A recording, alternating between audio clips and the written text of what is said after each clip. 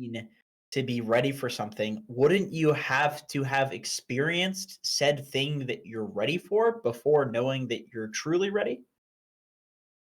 Right? You can't. It's like, do you anticipate that you're ready? But then what's the distinction between actually being ready, and anticipating that you're ready? Or is it just assumed that ready is anticipating readiness? But then how do I say, are you really ready? You know, there's no way. Doesn't make any sense. The whole world doesn't make any fucking sense. Hello, Amazon. Yeah. I'll give her a gander. Hello, Alchemy Answers. Oh. Yes, we should. All right. Emergency Alchemy Answers. We might need to change the thumbnail for this.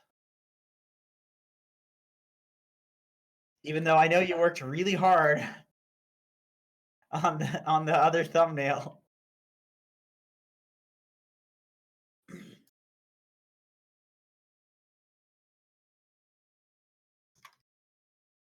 Okay. Donnie's mic is off, by the way. Hey, big fan from Iceland. I think elevated mic does not work. Hello, okay. I'm here. Hello. Stop telling me that my mic's not working. It's working. It might actually be too loud. You guys let me know. Okay. Is it good? You want to record this regional league video? Do I ever, buddy? Do I ever? The title still says replay review, by the way, for some reason. Oh my god. Sorry. We've recorded 2 videos this afternoon. We're about to record a third, and now we're doing Alchemy Answers. So I'm feeling a little bit weird, but that's okay. Ooh, I'm excited about this. Okay, let's see. Wow. What? All right, bro. Okay. Oh god, hold on. I need to switch my there we go. Now I need to get your camera in here. Where's Jenkins? Jenkins cam. There he is. Oh, he's behind everything for some reason. Let's move you up. There you go. Boop. Beep. All right. Yeah, so this is gonna be. Wait, why are you cut off? Oh, maybe like this. Does that help? Does that help? It does a little bit. Okay, good enough. All right. Are you ready? Let's give her. All right. So we are about to do our podcast, but it looks like there has been a final knowledge drop, a press release, I guess, from Valve regarding the regional leagues that were teased on Liquipedia not too long ago. And everybody was speculating whether it was real or not. Apparently it is real. We are going back to 3 majors. You can see the trophies on your screen. I remember these trophies. I was there in Boston. The Valve majors are back. It looks like the DPC is changing. Shit's getting crazy. Let's get into it, Jenkins. We're going to talk about competitive Dota real quick and figure out what the hell is going on for this next season. Yeah, this is exciting. If you've watched our channel since, I mean, geez, we've been talking about it since the inception of Dota Alchemy. I mean, even beyond that, I was a proponent of this. They are finally doing a league for tier 2, and not only tier 2, but tier 3 teams as well. This is bananas. So it's bananas. And the reason they're doing it, and the argument that I always had was, I suppose my argument is more a counter argument to one of the popular counter arguments to the claim that there should be tier 2 leagues. Most people say, why would we have a tier 2 league? I don't care about tier 2 Dota. I don't want to watch it. Neither do I. As a tier 2, tier 3 player, I know I suck. I know everybody around me sucks. Nobody wants to watch that shit unless somebody's betting on it. But that's where the tier 1 players come from. And people want to watch them. You have to develop talent. There's no other way to get a good, exactly. competitive scene. This is an investment. This money that's going in is an investment so tier 2 players can develop so that they will eventually become tier 1 players. And not all of them will develop to be tier 1 players, but that's okay because you buy stocks, some of them fail, some of them make you a millionaire. This is just basic investing. And that's what I see this as. And I don't think Valve ever disagreed with that notion. I think there's been a lot of really good arguments for it. PPD, for one, had a very good write-up on a potential league system. And I think Valve definitely took note of that. At least the community did. So I don't think they disagreed with the idea behind it. It's just Valve is pretty hands off. But finally, they're stepping in. They're saying, okay, we're going to. Let's read. Okay. Sorry, I'm freaking out because I haven't read any of this yet. Okay. So starting after TI10, the Dota Pro Circuit will introduce a new system that presents competitive Dota in a much more scheduled and consistent way, which is good, which means the viewership will be up. The year will be divided into 3 different seasons. Each season will be composed of 6 leagues. And then each season is going to end with a major. And then the Dota year will end with the international. So each of the 6 leagues will have $280,000 US per season. And when we scroll down, we'll see if that's per so each of the 6 leagues. Okay, so that is actually that seems okay. Am I crazy here? 6 leagues, $280,000 per season. That seems like a lot of money. That's 6 times 280,000 times 3 for the year, right? That's 1.6 million per season per league, right? So in 6 leagues, so times 6, right? 6 million. Is that right? Per league? Well, I mean, okay, no, let's just read for the whole year. Let's just read the rest of it. Okay. Leagues will feature 2 divisions with 8 teams in the upper division and then 8 in the lower division. So good teams and dog shit teams, tier 2, tier 3, for a total of 96 teams participating across the world. That is an insane number. That's an. How do we field that many? How do we field that many? I don't know, but it's exciting because get your battle cup practice in, boys. Let's do it. Who wants to play? After each season, the bottom 2 teams of the upper division will swap places with the top 2 of the lower division. Okay. So that's how you get into the upper division. You make top 2 of the lower season. The bottom 2 teams of the lower division, they're out. They're gone. And then 2 new teams come in from the open qualifiers. So basically, there's going to be a bunch of invites. Man, I got to contact somebody from Valve. I got to get invited to this. So there's going to be 2 invites. 2 open qualifiers where you can get in and get in those bottom 2 slots. Then everybody else will essentially stay. So a little bit more consistency. And they say this in the next line. We believe yes. The consistency and regularity of the league throughout the year paired with the flat and deep prize pool distribution will over time nurture a healthy and strong tier 2/tier 3 competition, which I agree. The leagues will have a duration of 6 weeks, and each region will consist of full best of 3 round robin among all teams.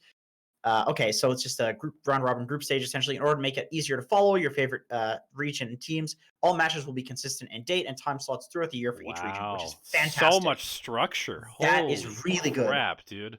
You're gonna be all right, I'm tuning in every Wednesday night to watch my NA boys play. Like that's what you're gonna be able to do. You're gonna be able to schedule watching your favorite teams. And this makes so much sense considering, we have the Dota 2, sure, the player base is declining to a large degree, but the viewership is at an all-time high, right? The Dota is a viewer sport, a viewer esport at this point, really. So it's really good to have that be consistent so people can make it a part of their lives. Dude, that's on like a schedule. They even have the schedule. They even have the schedule announced already. This next line is insane. All upper division matches will be presented from studio broadcasts. Wow. They're going to have studio broadcasts all year round. That is huge for casters. This isn't just a league that's nurturing tier 2, tier 3 talent. For players, it's for casters too. The whole this scene is huge for casters. Yep. I'm so stoked about this. If you're a tier 1 caster, you now legitimately have a real job. Like you can have a real job. If you're part of this, you can make a full year time salary, because even for tier 1 casters right now, it's so feast or famine. You get like 5 events in a row, you make like your entire year's worth of salary in like 3 months, and then you just have no work for the rest of the time, and you're just like, what am I supposed to do with my time? Now it's like you are working consistently. You're going to have to show up. You're going to have to do consistently good jobs, but you're going to have the resources, hopefully, to make this all happen in like a super professional, really well presented way. I mean, super professional. It'll be high quality. Let's put it that way. Dota, they're going to meme. It's going to be great. Yeah, this is very, very exciting. So each region will have 3 competition days a week. Schedule will be as follows. All times in PST, each slot represents a best of 3 series. So we have the schedule. There's basically Dota going on at all times. Oh my god. For each day. We have China, Europe, Europe. NA is on. So I'm not entirely sure if these time zones are what all times in time PST, it says. Yeah, okay, I see. So NA, so they have each individual region playing in the appropriate time slot for that region, which of course makes sense. But there's Dota going on basically constantly, which is very cool for lower and upper, which is very exciting. There appears to be more lower than upper. Am I right about that? I'll have to go down and see the upper and lower division. I think it's because for the NA, for some of the regions, there's less slots in the lower division, but we'll have to see. Okay, there's five European, 5 European in both, from what I can tell. I think it's just spread out on different days because they don't want it to overlap with the lower. So like CIS lower is not going to play on the same days as CIS upper. Yeah. So yeah, if you're a core Wyvern player, this is huge for you. Huge. You can get into this league and make millions of dollars. For the inaugural season, Valve will allocate the initial teams to the upper and lower divisions. Teams will also have to declare the region they choose to participate in and be eligible for that region before the season starts. Okay, that's fair. Remaining slots will be filled through the qualifiers after International 2020 concludes.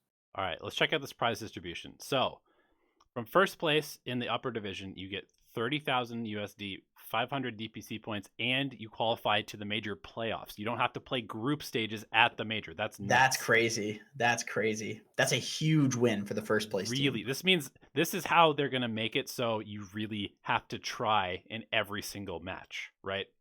Because with some of these leagues, it's very easy to like take a couple days off because it is kind of a grind, but not every match would matter, back in the day for like Dream League seasons or something. If you're a high ranked team, you're just going to get invited to the tournament anyway. This is like, dude, you actually skip the group stage if you're number 1.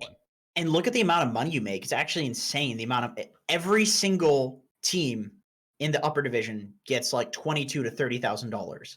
Like the difference between second and first place isn't that much in terms of money. Yeah, it's very flat for the upper division. Which is crazy because, geez, the teams that I've personally played on have been 7th, 8th place teams in terms of the whole region, when at best, and $23,000 with the people that I was playing with. That's a lot of money for tier 2 players, man. That's a lot of money. That's rent for the season. That's rent for, like, depending on what you're paying, that's rent for a year. So people can actually afford to do this. Obviously, I'm saying 23,000 divided by the number of players, coach. Yeah. That's still rent. That's still rent, depending on where you live. In NA, where I live, that would definitely be. It'll certainly help at the very least. Yes, it's very cool. It is important to note that 6th place and down, you don't get any DPC points. So those are, I would assume, qualification points towards TI. And if you're bottom 2, you get relegated to the lower division. Now, moving on to the lower division, first place, 17K, promoted to the upper division. Second place, 16K, promoted to the upper division. Then it scales 15, 11, 9, 7. 7th and 8th place, you get no money. How do you feel about that? That seems a little bit harsh to me because you're playing an entire season and you make no money. Yeah, but you are getting knocked out. So yeah. I understand that, but you also are, hypothetically, you're going to be, a product for broadcast. You're going to be a product for, it is lower division. We don't know, like, I assume, if we have, all right, so you have 8 places, so 16 total teams. The 16th best team in NA, should they make money from playing Dota? It's a reason to watch. It's big if somebody gets eliminated. It's You know what true. I It's mean? gonna Like suck though. It's gonna really it is, suck for but those there teams. has to be the negativity. There has to be the positivity. We need to have the whole spectrum to have it be exciting. And this to me seems really exciting, even if it's like a bit extreme compared to all of these teams that are winning thousands of dollars. I do like the fact that it's going to be exciting. Speaking of exciting, there's going to be a major wild card tournament, so wild card stage. So they have a little one Jeez, thing you're there. skipping ahead. Yeah, well, that's not that far ahead.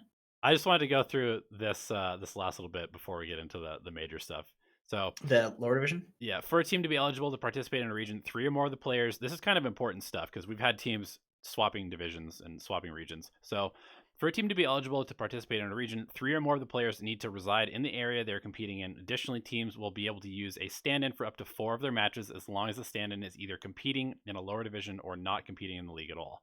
If a team decides to change regions, they will have to enter the region through open qualifiers and climb through the region's lower division. So if you want to switch regions, you can, but you have to go through opens, you have to climb through lowers for an That's entire season, and then you can go up to the next one. that's a pretty big It's a big, ask. yeah, I it is a think. big deal. It's a lot of time that you have to invest not being able to go to majors and stuff. For the duration of each season, from the beginning of the league until the end of the major, all rosters will be locked. After the major concludes and until the beginning of the next season, roster changes will be possible. Each player change will incur a 15% penalty on current points for that team. So let's move on to the majors.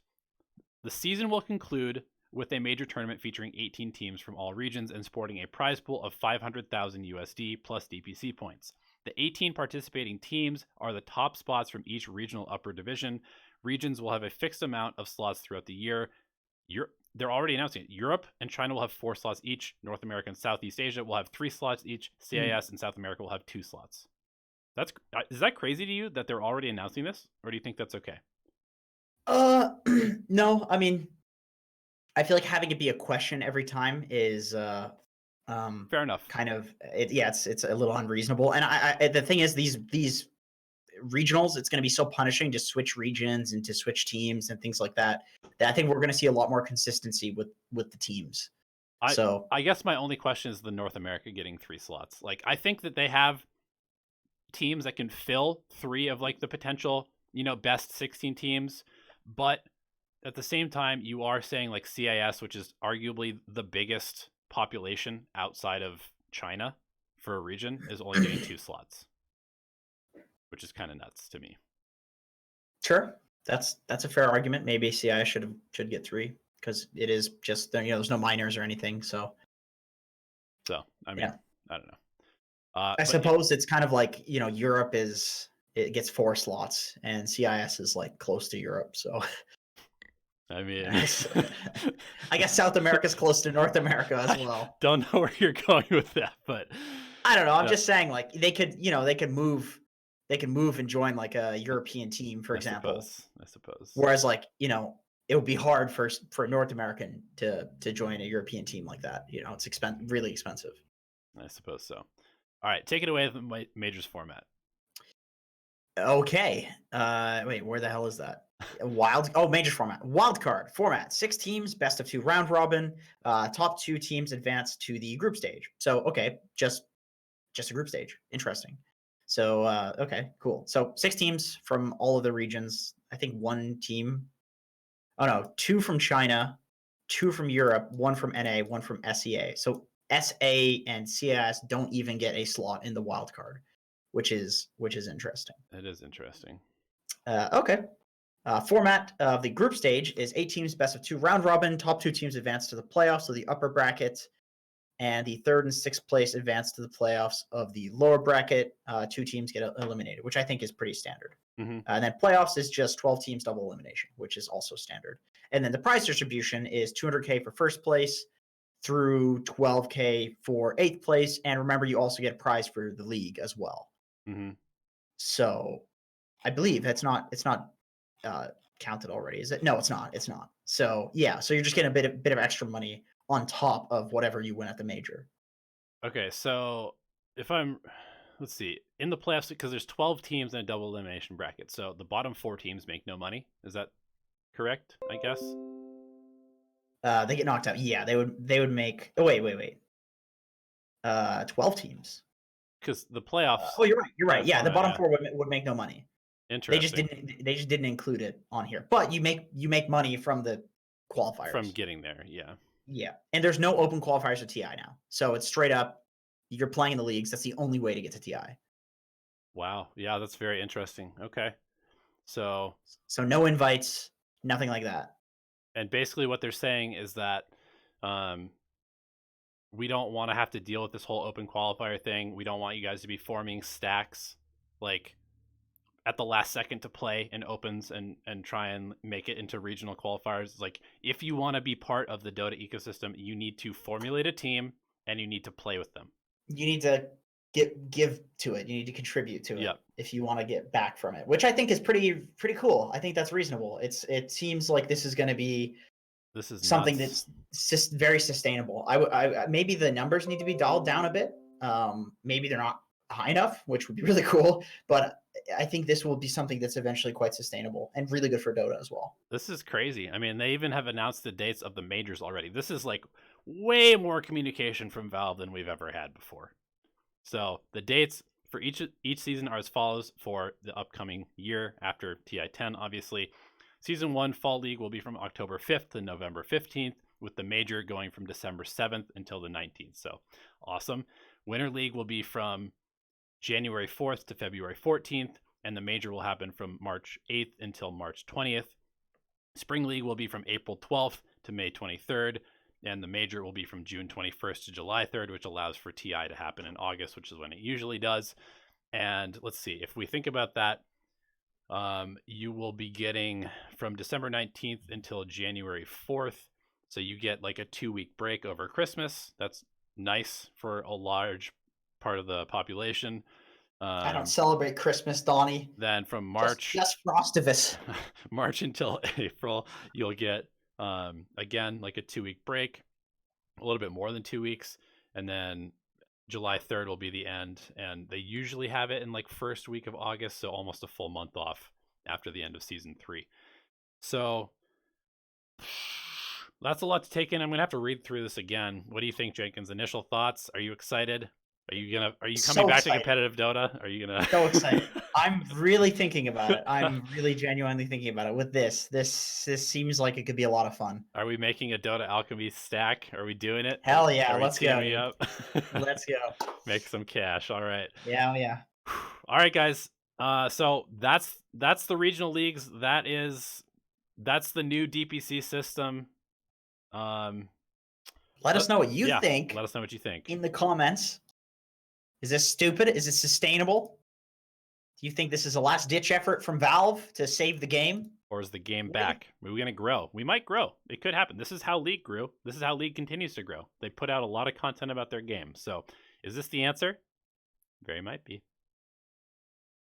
It very might be. It very well might be. All right. Now it's time to go into Alchemy Answers, right? Wait, give me a second. I gotta get up and take a walk. Give me like 30 seconds. Video. Oh, dude, we just recorded 2 videos, 3, and now we have Alchemy Answers. Fuck, today was not meant to be this hard. I'm losing my voice. Drink some tea, you bitch. Let's go. Oh. All right, let's talk about some core Wyvern, boys. Yeah, welcome to Alchemy Answers, episode 68, where we answer questions from our wonderful Patreon supporters as well as our somewhat less wonderful chat. No, you guys are great. Let's hop into the questions, Jenkins. You got some good ones for me. We're going to be talking about how to fix hard lanes, position 4, and all sorts of other cool stuff. All right, let me go ahead and give these a gander here. Jenkins, what do you do when your position 4, this is Pegasus, by the way, what do you do when your position 4 won't... All right, I need to close that window. We're off to a great start. That was wishful thinking that I could open that window when I live right next to a highway. Jenkins, what do you think when your position 4 won't side pull in a hard lane? I'm guessing either dragged away from behind the tier 1, yada, yada. Well, you asked the question. I can tell you what I do. I go pull it. I just let them be the core, and I just go pull it. Like you mentioned, if they won't pull it, I can maybe just push it and grab the wave from behind the tower. You can send a double wave. You got to do something though. You have to do something. If you do nothing, you're just going to slowly stagnate and lose the game. So Yep. Yeah. just identify it, and then as soon as possible, do one of the options. They're all fine. They're all fine. Yeah, I just want to put this out there. If you are expecting your support to do something and they're not doing it, you can do it yourself. Like it's not the most optimal way to play the lane as a carry to have to pull for yourself, but it's certainly better than just losing the lane because your support is bad. Yeah.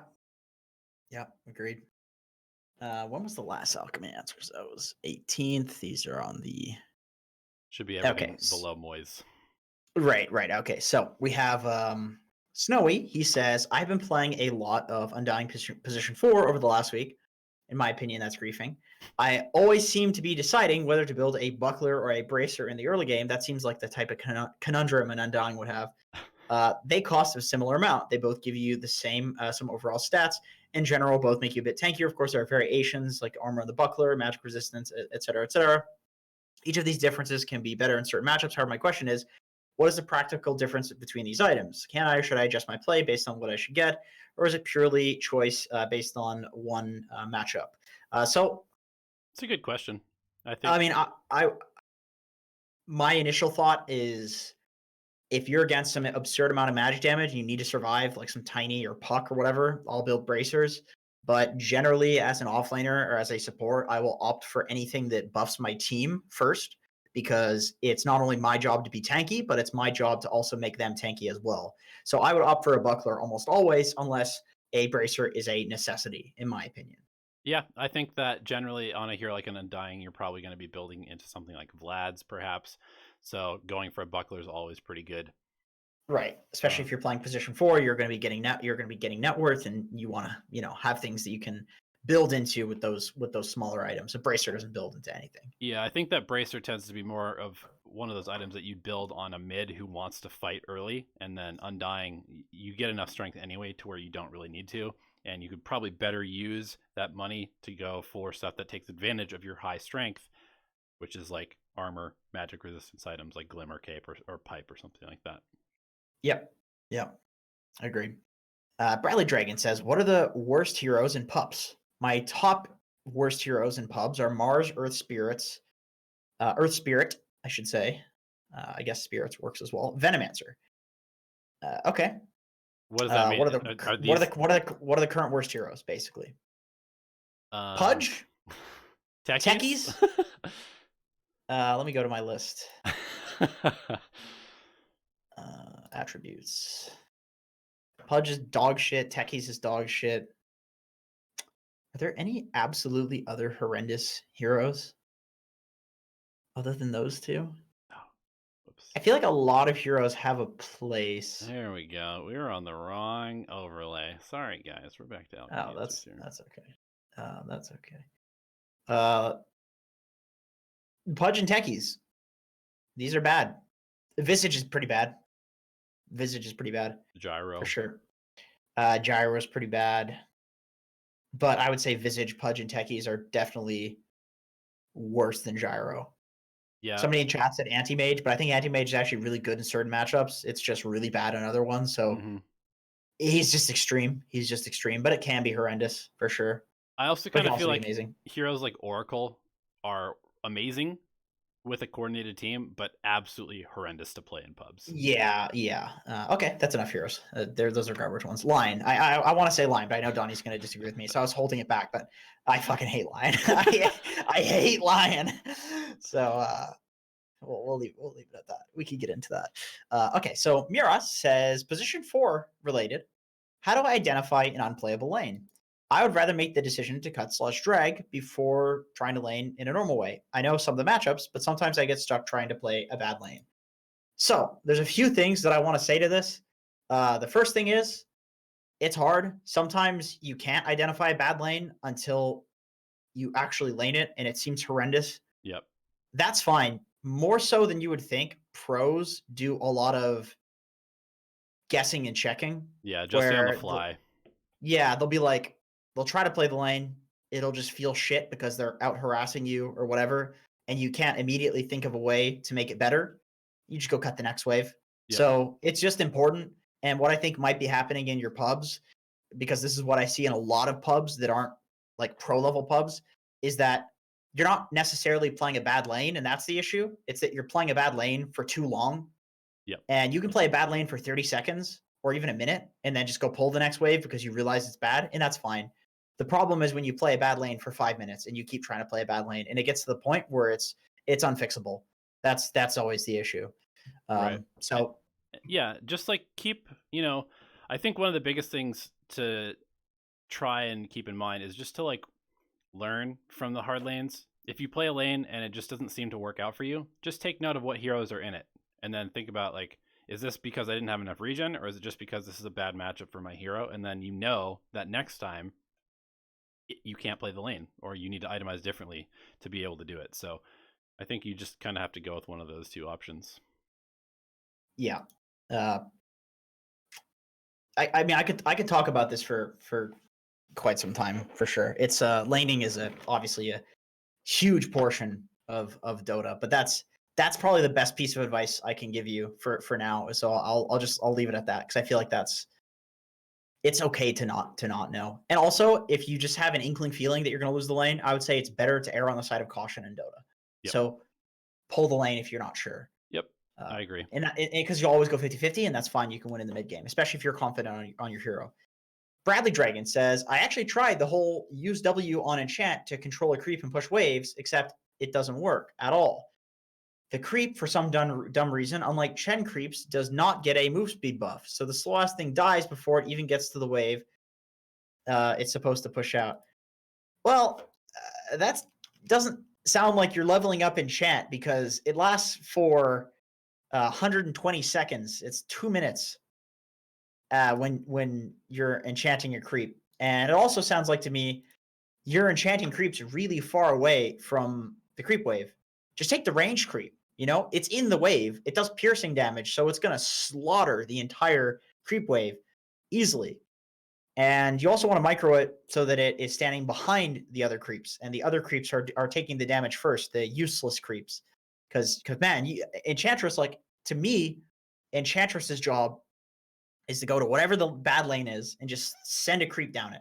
Yep. And then she sits in another lane. Like, Enchant can push out 2 lanes, which is really cool.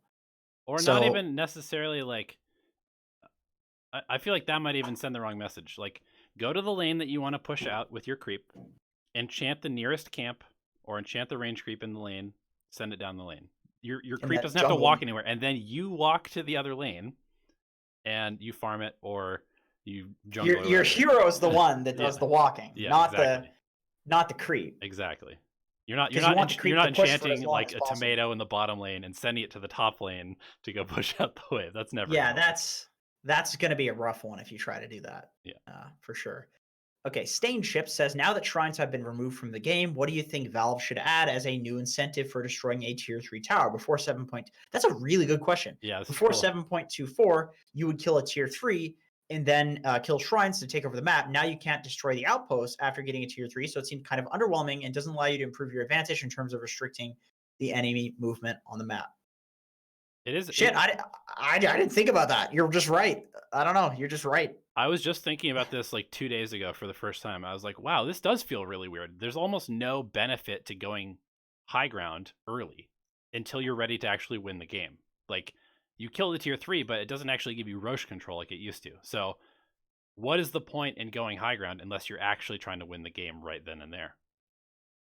Very solid point.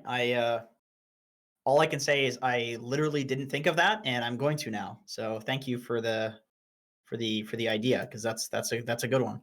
Maybe I guess taking Rax will allow you to, keep creep pressure in that lane.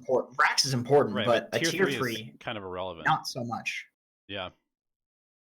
So yeah, it's really cool. Really, I mean, obviously a tier 3 is like the tower's not there. It's easier to go high ground, right? But before, the shrines were huge.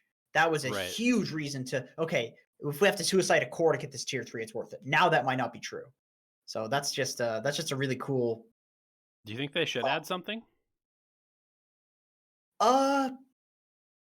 No, I don't think it's What about like a second catapult or something like that? It's fun. no because like it didn't exist before Hmm. shrines, so True. it's just kind of back to how it was. Like it's just different, and I think that's what keeps Dota interesting is that the patches are just different. Things matter less or more, Hmm. and this is just one of those things. And I'm glad to be thinking about it now because it's just so true. I don't know what else I can say. Uga Chaka says hello or hi. He said or she. Hello. I find that I carry best on AFK farming heroes such as Naga and PL because on my MMR nobody punishes me. That's good. Keep doing that. However, I often have a hard time when my mid laner feeds and we lose map control early on. What can I do to avoid these situations? And if it doesn't happen, or if it does happen, where's the most optimal place to farm at 2K MMR? He or she says. I think that you really need to watch Jenkins's video on where you should be farming. It's on his own personal channel, but it really does explain the concept of. I think most carry players, especially people that like to play AFK carries, they spend a lot of time farming the stuff that's closest to their base, and maybe you're efficient enough to make that worthwhile in heroes like PL and Naga. But as you go up in MMR, or if you're having a bad game for the rest of your team, you're gonna lose access to the amount of farm that you need to carry the game, unless you're also taking farm away from the other Well, I was team going to say, elsewhere. usually if you feel like there's nowhere to farm, it's because you're trying to farm somewhere that's inaccessible farm, but there Hmm. is accessible farm somewhere else. You just need to be creative about getting there. Like people seem to have this idea that the safest farm is closest to your base. Right. And I understand that your base is safety. It's where people can TP to, your team can help you. But if the entire enemy team is just infesting your jungles, then Go to their jungles. you have to go to their jungle. And there is almost no amount of net worth lead that the enemy team can have where they can control literally the entire map. Yep. And like every single one of the enemy heroes would need to be able to move 1,000 units instantly. Like they would need to all have blink daggers and all be able to kill you solo, Hmm. which is almost never the case. There's almost always camps to farm, and sometimes it's like somewhere as dangerous as in the enemy triangle or farming the creep wave directly in front of their base Hmm. while all towers are alive. If you need to do that, that's better than losing, right? You'd rather win or you'd rather have a chance of winning and do something crazy than just be guaranteed to lose anyway. What's the point? It's like, Yes. some guy Sit in their comes. trees. Sit in their trees and like the side lanes by their tier 2 or something like that, and send your Naga illusions out and cut the wave at their tier 3 every single time, and just hide in the trees and let your illusions farm for you. Like Yeah. there's so many things you can do to get farm, but if you're just allowing them to like slowly push you back towards your base because you're too scared to either smoke past them, buy a ward, put it in their jungle in the high ground so you can play there and see where they are. Like, don't be afraid to die, I guess, is the biggest thing. Don't be afraid to die. Go to dangerous places or places that you think are dangerous. Go through the dangerous place to where the safe farm is, which is actually like past the little, like the red line or whatever you want to call it, where the enemy team is trying to hold you in. Yep. Yep. Just imagine where that line is and try to play on the other side of it, no matter where it is, even if it's on the enemy side. Yep. Grand Garden says, hello. Do you have any opinions? Actually, he said opinions, whether or not your person. I just had to read it like that because it's just too funny to ignore. Do you believe that your personality traits could or should synergize with the position you play in Dota? Yes, Yes. wholeheartedly. 100%. E.g., a wildly competitive / blood hungry person is more suited for the mid lane, team leader, strategist, etc. A savage narcissist is in safe lane, fearless warrior for the off lane. Ooh, I love that you call me a fearless warrior. Much support and appreciation I from call a you a fresh clown. Patreon. Hey man, there's a place. There's a place Offlaners for are fucking clowns. clowns. There's a place. I've been an old Dota slug from Norway. Been listening since Alchemy Answers 10. Holy shit. Damn, dude. Damn, dude. That's That's crazy. that's Welcome. yeah. That's Welcome amazing. to the patron family. Yo, Prime Operator called me a stud. Thanks, dude. Yeah, it's because Keep he's an offlaner. going. Also, y'all are He clowns. is. He is. You Yeah. No, we're guys not are all clowns. Well, clowns.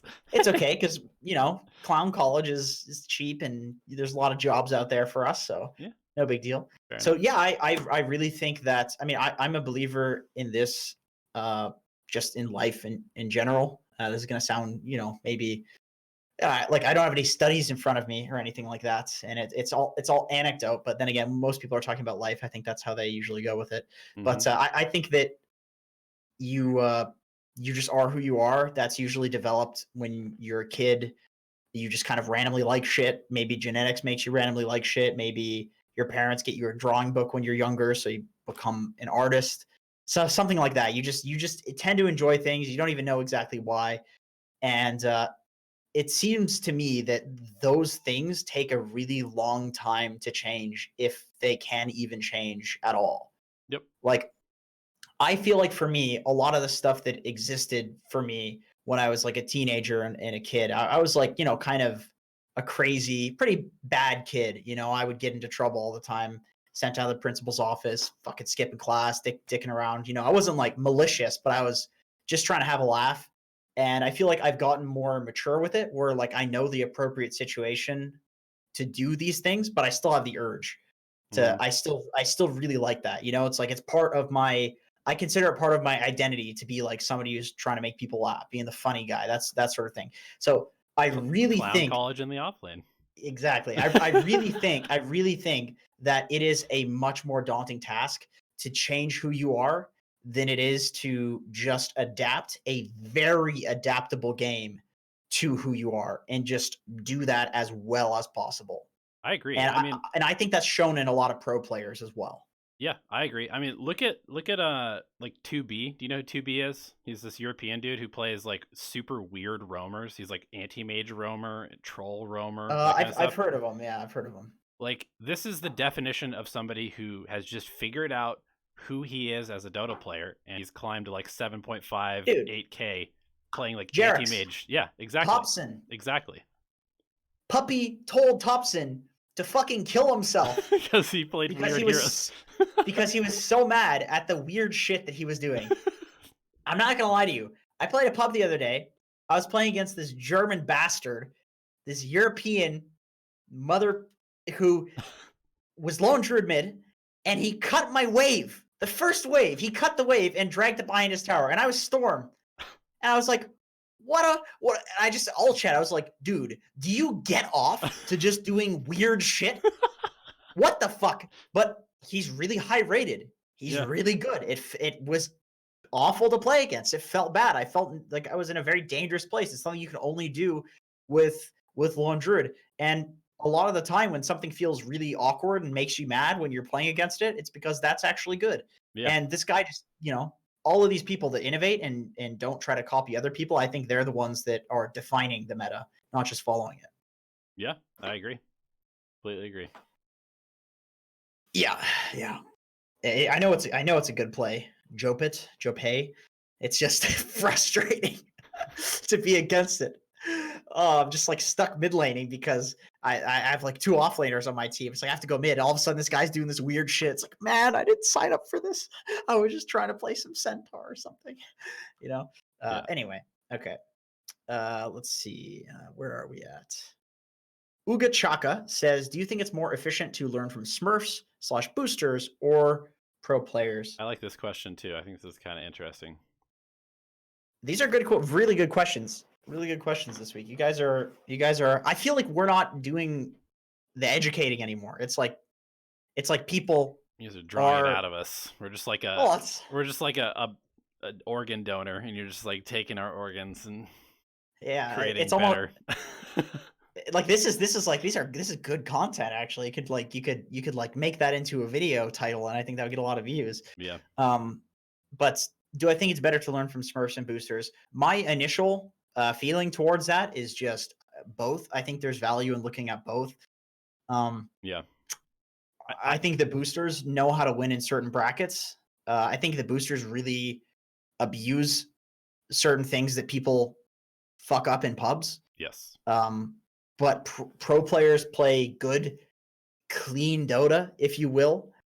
I mean, clean as in not dirty. Like Smurfs and boosters definitely do it dirty. Like they last pick things when there are openings, things like that. And both of these things are going to be really good to study. I would just say don't focus too hard on one of them, because going back to the previous question of personality, if you aren't the type of player that just wants to play dirty and can play the dirty heroes, and you try to do it because Smurfs and boosters are doing that, it's not going to work. You need to find the way that works for you to gain MMR, and it's going to be different for everybody. Dude, I mean, look at me. Like, not to make this question about me, but I was, like 5,500 MMR, and I just started kind of playing random stuff. I was like, I'm tired of just playing support every single game. And so I just started playing ranked classic. I was playing carry. I was playing offlane. I was playing mid. Just didn't really matter. I was first picking heroes like that I don't play normally. Lost tons of MMR. And then I was like, wait, I'm just a support player. So now I'm playing ranked roles. I'm playing support every single game. And I've gained like 600 MMR in the last 2 weeks. It's just like, oh, okay, this is me.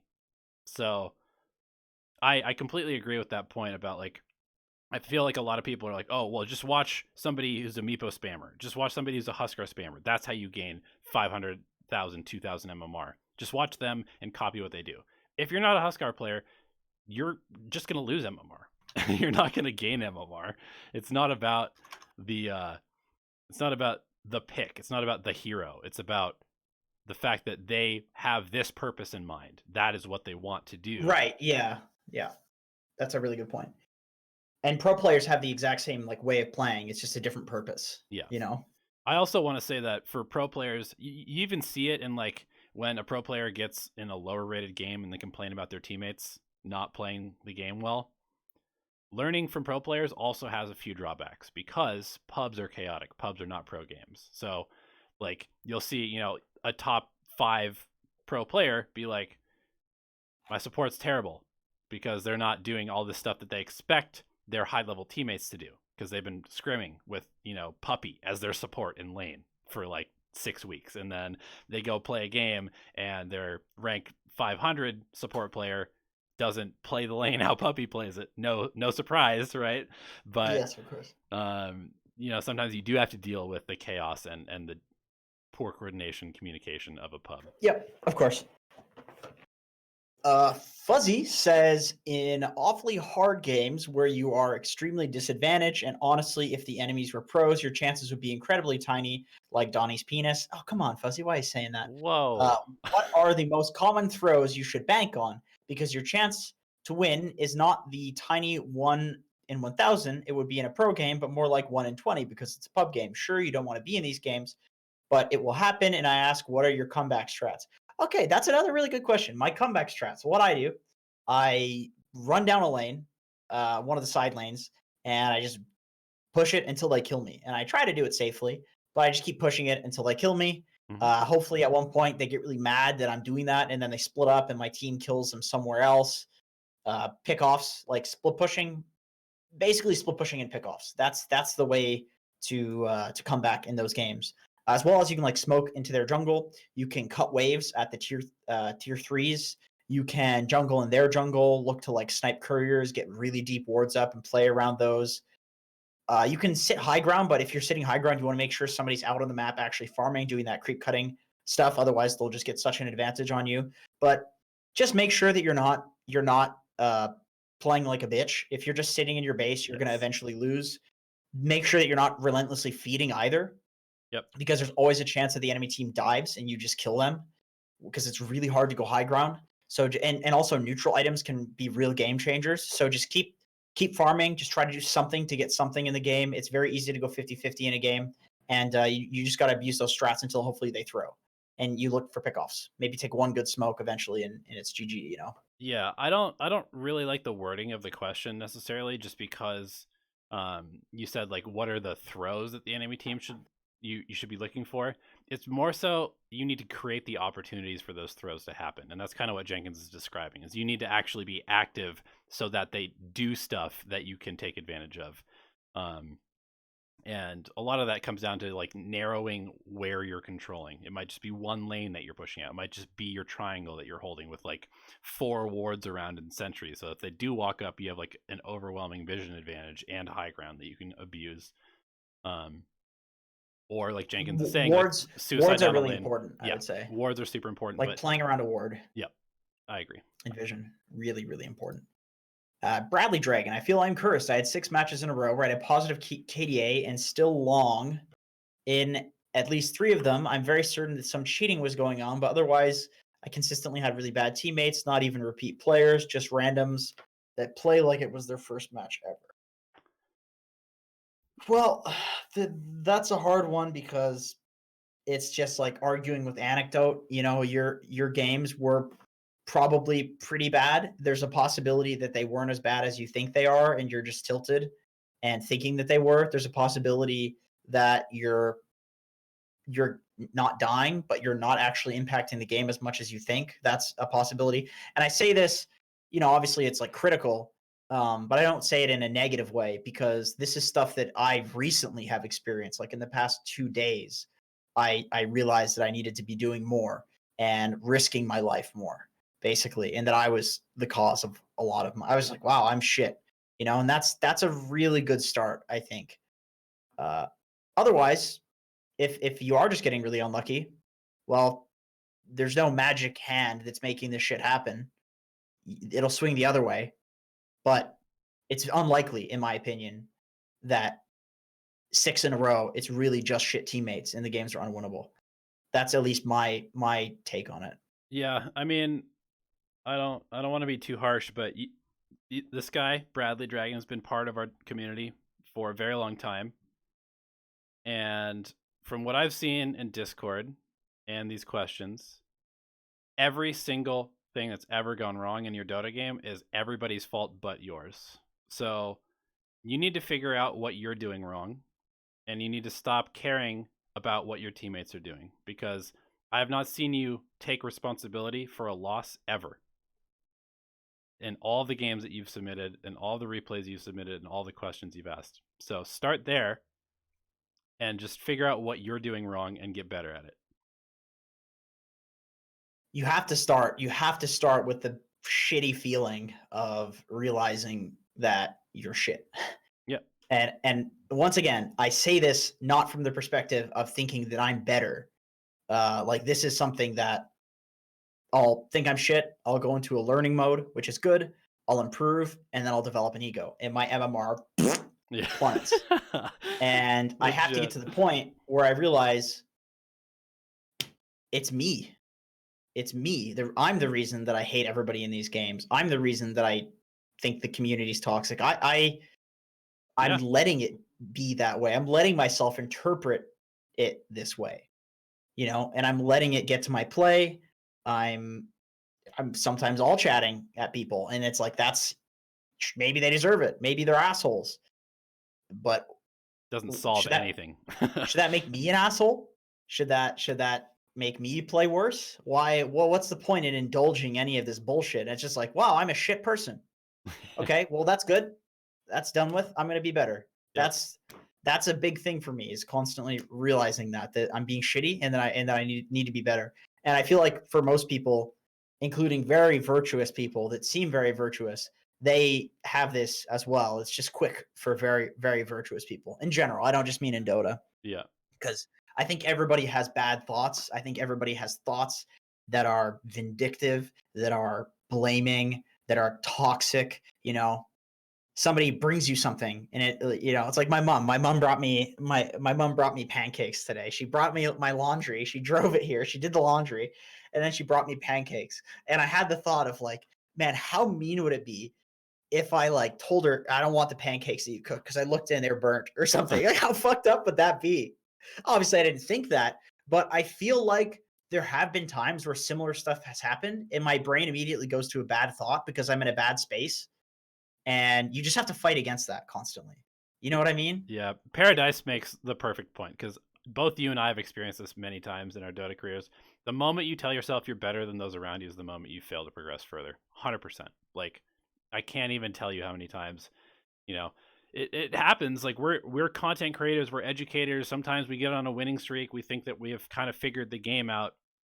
And then you have people that on your team who just have a different idea than you. Maybe they're worse than you. It doesn't matter. It doesn't matter whether they're actually worse than you. If you think that you're better than the people around you, you're just going to fail. Like, that's it. Yeah. Yeah. And that's just life, you know? It's not sad. It's not happy. It's just neutral. It's just the way it is. Yep. So you got to accept it either way. Alex Kim says, does Spirit Vessel synergize with Ember Spirit? Yes. Hero that likes to run around killing people, does extra damage to add to his magic damage. Gives him mana regen, gives him tankiness. I love Vessel on Ember. I think it's fantastic. Yeah, I've seen it work super well when there's like, you know, a Huskar on the other team, for example. He's kind of owning you in lane. You go gank the other lanes, you get a Spirit Vessel, and suddenly he's countered because you're the fastest hero to get a Vessel. Yep. Yeah, it actually used to be quite popular back when Ember was like a super spell damage hero. It's coming back. It's coming back. I've seen it more recently. Dat Burrito says, thoughts on the Dota regional leagues. We actually have a video we just recorded. It will be coming out. We both love it. Both love it. We'll say that. Very excited. Arboreal Phoenix says, okay, guys, I need help. I know you don't approve of this, but I've been playing Phoenix mid. Oh, no. Oh, he's being a bad boy. Go to the off lane, bro. I played 5 games, won 4 to the 5. Typical game goes as follows. Kill the mid player 2 to 3 times. They run to the jungle. Wow, you're consistently killing the enemy mid. That is crazy. I usually take my level advantage in Supernova, go kill a lane, which isn't doing well. Usually my off lane at 20 minutes. I'm usually 4 levels above, godlike or higher. All the tier 1 towers gone, but the game doesn't end for another 30 to 40 minutes. It's usually, you know why? Because you're playing Phoenix mid and he doesn't hit towers. Usually you have like a TA or you have some, you know, maybe a carry, but it's like the mid or the carry's job to hit towers. Yeah. I was going to say, you legitimately have to like build a Meteor Hammer if you want to end these games, or like build a bunch of auras, like build Vlad's, build fucking Crimson Guard, stuff like that, and be like, team, we're grouping up and pushing now. And if you don't have a pushing hero on your team, then you have absolutely no options. So I would just say try Meteor Hammer. Yeah. Just try that. Yeah. That's all I can say if you're playing Phoenix mid. If you want to end the game. Is there anything else that I would really recommend on Phoenix? Necrobook? I don't know. No, that's griefing. That's seriously griefing. They just get killed anyway. Tower gets forwarded and they like die. How about AC? Oh, that sounds decent. Yeah. AC sounds pretty good. Taking red and yellow camps, as you said. Just choke the enemy team out and pray to God somebody on your team picks some tower hitter for the late game. Yeah. Otherwise, if you have no tower hitter, you got to buy Meteor Hammer. Yep. Okay, Rookski says, what do you feel are the best pub meta carries at the moment? Let me look. Slark, Phantom Lancer, Lifestealer. Yep. Troll. Don't pick Troll. Troll's a garbage hero. Okay. Let's see. Ricky? Actually, in pubs, Troll's a good hero because God, there is no hero I hate more than Troll. I cannot fucking stand this hero. You take your most farmed hero and you lose control of it during the most important moments of the game. During team fights where you have to make good decisions, where you have to use your stuff at the right time. Nope, press R, take your hands off the keyboard, sit back, and hope for the best. That is the most stupid mechanic I've ever heard for a carry. Pick Void. And a mate wanted me to ask, how does Jenkins have a girlfriend and he doesn't? Well, I would say if your mate is asking that sort of question, then he probably answered his own question. Hockulionaire says, can you guys talk about stages of itemization during the different parts of the game? I was listening to a replay analysis by BSJ where he mentioned that none of the players on the team had any items to push towers. This was late end of mid-game. That they should have started, or they should have already been working on some tower hitting items. I don't think that I've ever thought of building items specifically for tower pushing before, other than Meteor Hammer. This to me has always been an innate ability of certain heroes and only thought about after drafting. During drafting, sorry. Okay, so it depends. So if they have a lot of wave clear, you need a pipe to push towers. Yep. If they have a lot of harass, you need some healing. You need like mech, you need Vlad's, you need Urn, Vessel, things like that. Sometimes they have some like armor reduction, like Slardar. You need a Solar Crest.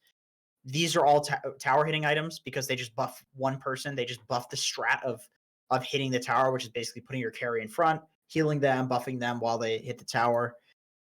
Meteor Hammer, as you said, is good. Deso, AC. I also think that you're kind of approaching it wrong. I think that if you are having issues clearing towers, It's probably partially due to itemization, but it also could just be because you're not like killing the enemy creeps fast enough. Use your creeps as a resource. Like instantly clear the enemy creep wave, run past the tower, cut the wave before your creeps even get aggroed by their creeps, and let your creeps and catapult and whatever hit the tower. Yeah, I agree. That's it. That's the questions. Bradley Dragon is typing one.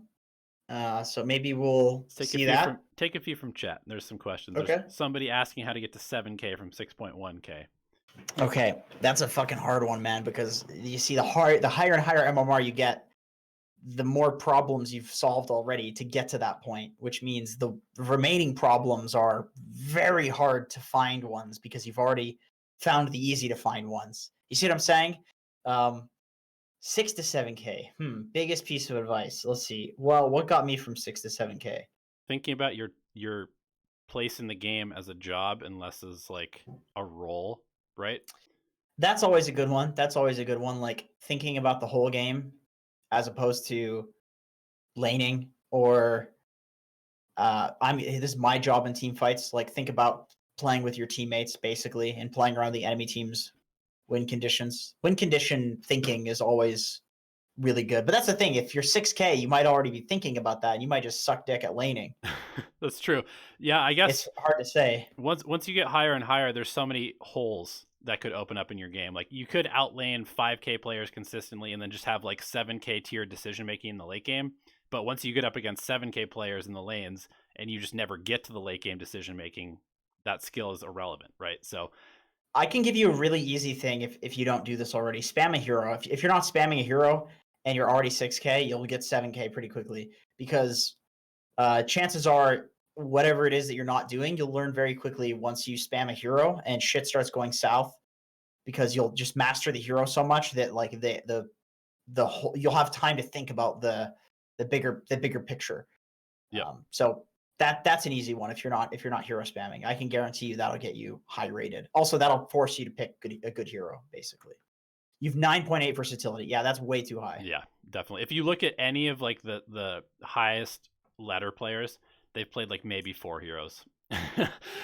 Like, okay, so they've played probably like 15, 20 heroes in the last month, but they'll have played like 15 of them one time, and they'll have played 5 heroes like 30 to 40 times. Okay, so if I go to my Dota Plus, I was just in a European game. Everybody was like ranked 300 or higher, so everybody's like 7.5K. And I can go through and I can see this guy that I was playing with has played 31 games of Void Spirit, 14 games of Centaur, 14 games of Mars. And then our mid was 22 Invoker, 19 Meepo, 32 SF. Yeah. And total games, it's like a couple hundred, right? So these people are picking 5 heroes in the whole month, mostly. Right. That they're spamming. And half of these games, these 200 games, are from another meta. Yeah. So they didn't pick these heroes in that meta. So, and this is everybody. I list off 2 people, but I can look through my Dota Plus and I see so much green. I look at my own thing and I'm seeing green. For me, it's Void Spirit. I have a shitload of Void Spirit picks. I have Puck. Everybody's hero spamming. Yep. You just have to. You can't play at the highest possible level. Yeah, it's just not possible to know the matchups well enough and have the mechanics high enough to play at an elite level unless you are hero spamming. I think that's just reality, to be honest. Like, agreed. Like, remember when GH was he was on Liquid and he literally played like 150 straight games of Earth Spirit so that he could play it for their next tournament. And then I remember there was something where like he was playing a lot of some other hero and they asked him about it and he was like, I just haven't played it enough to feel comfortable on it in a tournament. And it's like, that's just how it is. Yep.